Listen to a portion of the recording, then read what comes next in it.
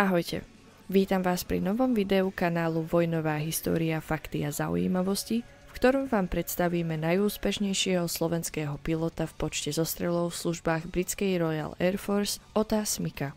Ak sa vám naša tvorba páči, nezabudnite nás podporiť odberom, lajkom a zdieľaním. Ďakujeme. Otto Smick, slovenské letecké ESO v službách britskej RAF a jediný Slovák, ktorý sa stal veliteľom britskej stíhacej perute. Narodil sa 20. januára 1922 v gruzínskom meste Borjomi, kde žil do roku 1934. Bol prostredným z troch synov Slováka Rudolfa Smicka, ktorý počas prvej svetovej vojny skončil v zajatí carského Ruska počas výkonu služby v rakúsko-uhorskej armáde. Ottová matka bola dcérou vysoko postaveného cárskeho dôstojníka židovského pôvodu.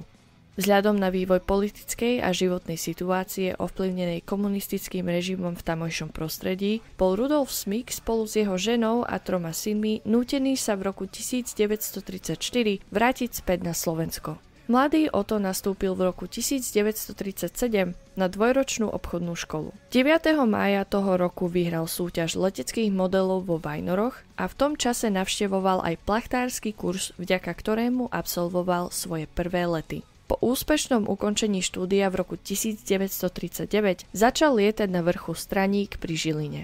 V danom období sa na Slovensku začal formovať slovenský štát, čo pre mnohých obyvateľov predstavovalo veľké riziko. Otto 18. marca 1940 emigroval, len necelé 2 mesiace po jeho 18. narodeninách. Vydal sa na dlhú a náročnú cestu cez Maďarsko, kde na francúzskom konzuláte dostal falošný pas, aby sa dostal do Juhoslávie. V Juhoslávii natrafil na ďalších utečencov a spolu s nimi prešiel cez Grécko, Turecko a Irán, až kým konečne dorazil do Francúzska. 3. júna 1940 sa prihlásil do československej leteckej skupiny vo francúzskom mestečku Agde. Nestihol však ani nastúpiť na letecký výcvik a už musel kvôli nemeckej armáde dobývajúcej Francúzsko utekať. Otto spolu s ostatnými členmi odplával 24. júna do Liverpoolu. Po príchode do Anglicka nastúpil do britskej Royal Air Force. Kariéru začal ako dôstojnícky sluha a výcvik napokon podstúpil až v septembri roku 1941. Pokračovací výcvik absolvoval o rok neskôr v Kanade. Jedným z jeho inštruktorov bolo aj československé letecké ESO Jozef Stehlík, ktorý Otta zhodnotil ako mimoriadne šikovného pilota. Po pol roku sa Otto opäť vrátil do Anglicka v hodnosti Flying Officer, ktorá zodpovedá hodnosti nadporučíka. V tom čase bola jeho hodnosť vyššia než tá už bojom skúsených československých pilotov. A tak, keď bol 5. januára 1943 zaradený k 312. československej stíhacej peruti, zažil veľmi nemilé privítanie. Nahnevaní československí letci ho medzi seba neprijali. Vyhodili jeho osobné veci pred dvere spoločnej izby a dali mladému Ottovi jasne najavo, že u nich nie je vítaný. Pre Otta to bola veľká rana nespravodlivosti a tak požiadal o prevelenie k britskej peruti.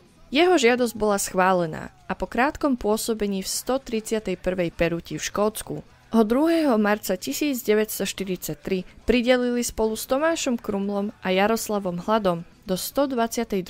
stíhacej perute v Hornchurchi. Svoje prvé vzdušné víťazstvo Otto zažil hneď 11 dní po príchode k novej peruti. 13. marca 1943 sa zúčastnil operácie Ramrod 80, kde šlo o nálet 80 bombardérov B-17 na vlakovú stanicu Amiens-Longjuh. Nad cieľom zaútočili na zväz nemeckých stíhacích lietadiel Bf-109 vo verzii G4 od prvej letky JG-27 a FV-190 od letky JG-2 a JG-26. V tom čase Otto robil wingmana Kingabimu. Vo výhodnej pozícii oproti slnku spozoroval dvojicu Bf-109.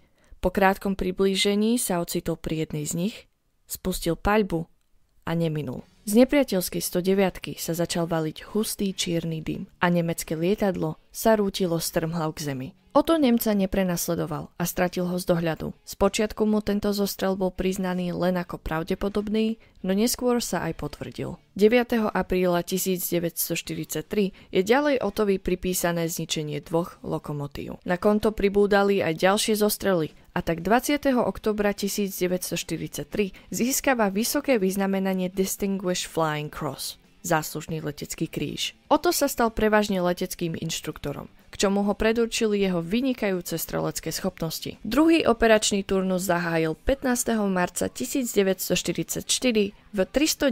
československej stíhacej peruti. V tom čase lietal na lietadle Supermarine Spitfire LF Mark 9C. Od 6. júna 1944 spočívala hlavná úloha samotnej perute v ochrane inváznych pláží počas operácie Den D v Normandii. Počas týchto bojov si Otto pripísal ďalšie zostrely. Okolo 3. júla toho roku bola peruť prevelená do Británie, aby zabezpečila ochranu proti Hitlerovej tajnej zbrani, a to neriadenej strele známej ako V1. Zaujímavosť. FI-103 Vergeltungswaffe, v preklade odvetná zbraň, z čoho bola odvodená i skratka V1, bola neriadená strela s plochou dráhou letu, používaná nacistickým Nemeckom počas druhej svetovej vojny. Bola to prvá hromadne používaná strela tohto druhu na svete. Strela štartovala z pneumatického katapultu, ktorý jej udelil letovú rýchlosť 320 km za hodinu. Po zapálení motora strela zrýchlila až na takmer 600 km za hodinu.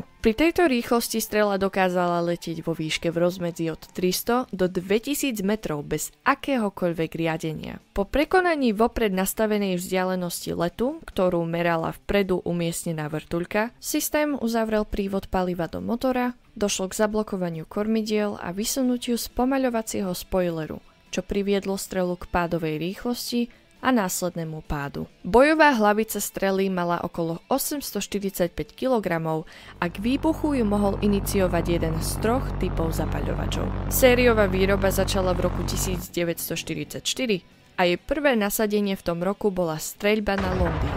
Odhaduje sa, že na Anglicko letelo približne 10 000 týchto striel. Z toho cieľ zasiahlo okolo 2500 kusov a zbytok bol zničený za letu alebo nezasiahol svoj cieľ. Dnes sa odhaduje, že okolo 8 000 týchto striel bolo vypálených aj na Antwerpy, Brusel a Lutych. 8. júla 1944 o 21. hodine a 25. minúte odštartoval Otto Smyk spolu s Josefom Pípou na hliadku proti V1. Už 3 minúty po vzlete spozoroval Otto prvú z V1, ktorá letela na Londýn. Krátkou, ale presnou dávkou sa mu ju podarilo zneškodniť. Ďalšiu zneškodnil v čase 21:45 a poslednú v čase 22:00. O 3 dní na to sa Otto ako 22-ročný stal prvým a zároveň jediným slovenským veliteľom letky B312 československej perute. Ako zázrakom sa mu podarilo 3. septembra 1944 prežiť zásah protilietadlových kanónov pri plnení bojových operácií na letisku Gilzerien. A aj napriek vážnemu poškodeniu sa mu podarilo núdzovo pristáť a vďaka pomoci príslušníkov holandského odboja prežil niekoľko týždňov schovávaním sa pred Nemcami. Ešte koncom septembra sa vrátil do Anglicka. Toľko šťastia už bohužiaľ nemal pri plnení jeho poslednej bojovej misie 28. novembra 1944 už ako veliteľ 127. britskej perute pri vykonávaní sprievodu bombardérom pri ničení pozemných cieľov na železničnej stanici v Cvole. Protilietadlová streľba zasiahla Ottovo lietadlo. Ten sa pokúsil o núdzové pristátie, no došlo k silnému nárazu a následnej tragickej smrti. Zahynul ako 22-ročný.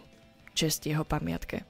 Na jeho konte je pripísaných 13 zostrelov, z toho 3 sú obávané Hitlerové strely V1. Jeho telo sa podarilo identifikovať až v roku 1965, kedy boli jeho ostatky premiestnené najprv do Évere a neskôr do Gentu, kde bol pochovaný na vojenskom cintoríne. Jeho pozostatky boli exhumované v roku 1994, aby bol Otto Smyk slávnostne pochovaný s vojenskými poctami na bratislavskom cintoríne Slávičie údolie. Otto Smyk bol in memoriam povýšený do hodnosti generál-major vzdušných síl Slovenskej republiky. Od 28.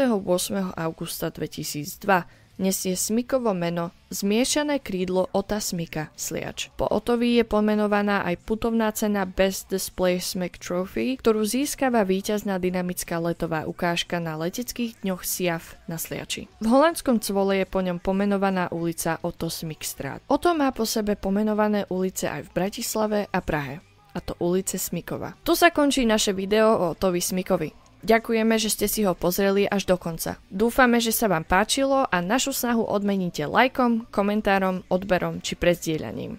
Ak sa vám naša tvorba páči a chceli by ste mať predčasný prístup k našim videám, neváhajte nás podporiť na platforme Hero Hero, kde si pre vás už teraz pripravujeme ďalší zaujímavý obsah. Link nájdete v popise. Vaša podpora nás posúva vpred. Ďakujeme.